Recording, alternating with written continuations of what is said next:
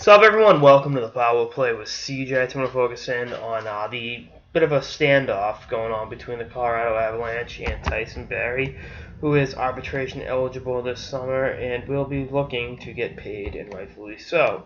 The defenseman had 49 points in 78 games this season, coming off a year in which he had 53 points in 80 games. His plus-minus wasn't great, but in his advanced shot statistics weren't great, but I think that was more telling of Colorado's team and defensive scheme because they gave up 200 more shot attempts at even strength than the 29th ranked team in the National Hockey League. Teams were attempting 50 shots a game against them.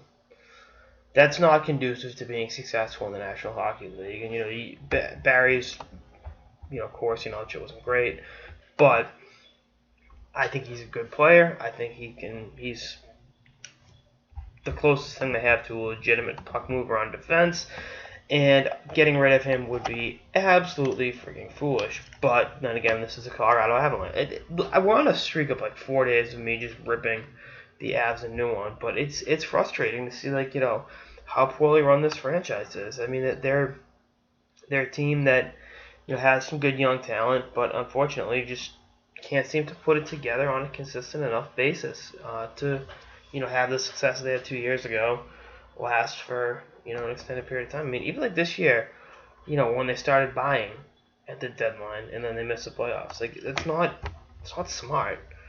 And we'll see what it means for the long-term thing for the franchise. But I'm looking at it as they're going to move Tyson Barrie at the draft. So that's essentially, according to Bob McKenzie, a foregone conclusion.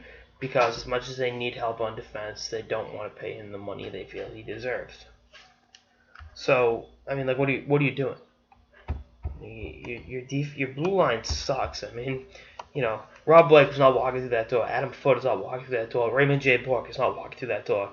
If they do, they're going to be old and gray on a Rick Pitino line. But I'm telling you, whatever. Do you, Avalanche? Do you? Because, I mean, a team like Boston or Edmonton that needs help on defense is going to scoop him up and get a pretty good player, take care of him, give him the contract they feel he deserves, and go from there. But unfortunately, the Avalanche fans are going to be left watching another pretty good player walk out that door. And it's Barry's produced offensively at every level he's played at, and it's time to show him the money. And Colorado's choosing to pussyfoot around it, and it's going to be to their long-term detriment.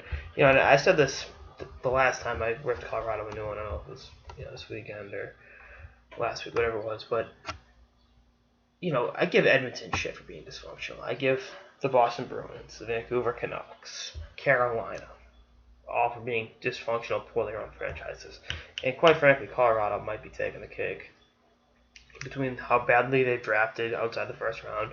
The mishandling of the Will Butcher situation, which is just ineptitude more than anything else. I'm not even say Will Butcher's going to be a great player, but they're not taking care of they didn't take care of him, I don't think, and just kind of throwing him out with the bathwater. And then this Tyson Barrie situation, which could lead to be the most detrimental of all of them. And again, I'm not saying Tyson Barrie's Crystal Tang, but he's a good offensive defenseman that deserves to get paid like it. Anyway, we'll see what happens in the next few years because I think there's a better chance of the Denver Broncos getting back to the Super Bowl than Colorado making the playoffs anytime soon. Anyway, that's all I got to episode of the Power Play. And by the way, I'm saying that with assuming Mark Sanchez is going to be starting at quarterback, so to make it a real difficult task to get to the Super Bowl. Anyway, that's all I got to episode of the Power Play with CJ. Stay tuned for episodes through the playoffs and beyond. Later, guys.